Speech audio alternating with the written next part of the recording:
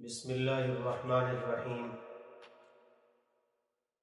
سجدہ تلاوت کے مسائل کے بعد آج کی مجلس میں ہم سجدہ سہو کے مسائل بیان کرنا چاہتے ہیں۔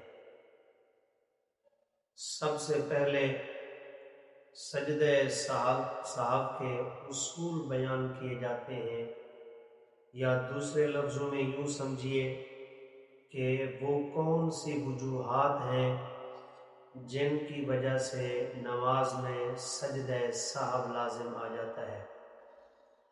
سہو کا معنی ہوتا ہے بھول جانا، نماز میں کوئی ایسی کمی بیشی ہو جانا جس کی بعد میں تلافی کی جائے تو اسے سجدہ سہو کہتے ہیں۔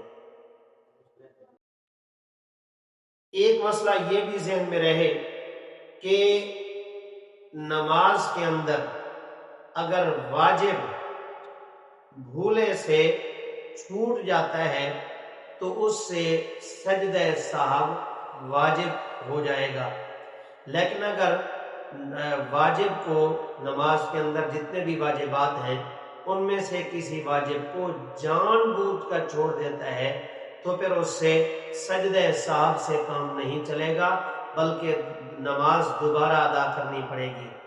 اسی طریقے سے فرائض کے متعلق بھی یہ بات ذہن نشین رکھیے کہ فرض اگر کوئی آدمی نماز کے اندر بھول کر چھوڑ دے یا جان بوجھ کر چھوڑ دے، اس کے اندر سجدہ سہو سے نماز کی تلافی نہیں ہوگی، بلکہ اس میں بھی نماز کو نئے سرے سے ادا کرنا ہوگا اور نماز کو لوٹانا ہوگا۔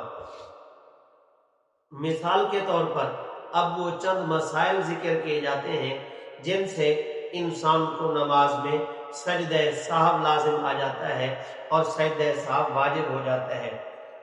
نماز عشاء کے فرضوں کی آخری رکعت میں اخفاء واجب ہے، یعنی آہستہ پڑھنا واجب ہے، سورہ فاتحہ وغیرہ، سورہ فاتحہ۔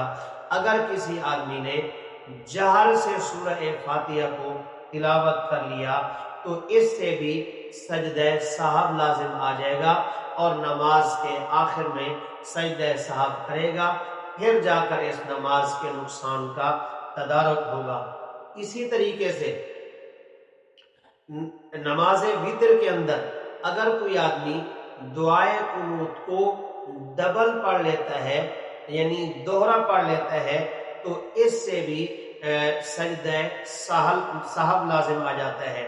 اور اسی طریقے سے دعائے قنوت کو، یعنی نماز وتر کے اندر دعائے قنوت کو جان بوجھ کر اگر کوئی آدمی چھوڑ دیتا ہے تو پھر بھی اس سے سجدہ سہو لازم آ جائے گا۔ نماز کے آخر میں سجدہ سہو کے طریقے کے مطابق یہ سجدہ کرے گا اور اس نقصان کی تلافی ہوگی۔ وما علینا الا البلاغ المبین۔